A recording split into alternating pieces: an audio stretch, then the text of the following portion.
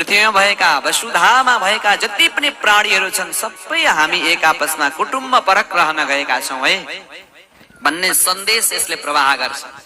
त्यसले गर्दा मैले हिजो पनि चर्चा गरे, समाजमा रहँदा कसैले कसैलाई थिचोमिचो गरेर होइन, कसैले कसैलाई नराम्रो बोलेर होइन, सधैँभरि मिठो बोलेर राम्रो मुसुक्क हाँसेर जीवन अगाडि बढाउनु पर्छ।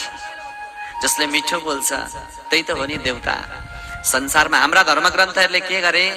हाम्रा धर्मग्रन्थहरूले देउता खोज्नलाई होइन, देउता बन्न सिकाए। देउता खोजेर पाइने विषय होइन, देउता त बन्ने विषय हो। मानव दानव भएर होइन, मानव देवता भएर रहनु पर्छ। त्यसले गर्दा एउटा कति राम्रो भजन छ, त्यही नै त राम हो जसले मिठो बोल्दछ, यो शरीर नै धाम हो जबसम्म आत्मा छ, त्यही नै त राम हो जसले मिठो बोल्दछ।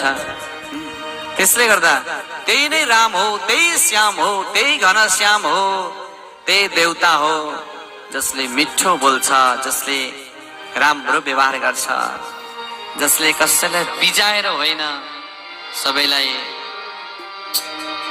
केवल समाजमा फूलमय भएर रहन सक्छ। सुतजीले भन्नुभयो, ऋषि महर्षि हो, तपाईहरुको प्रश्न त्यस्तो छ,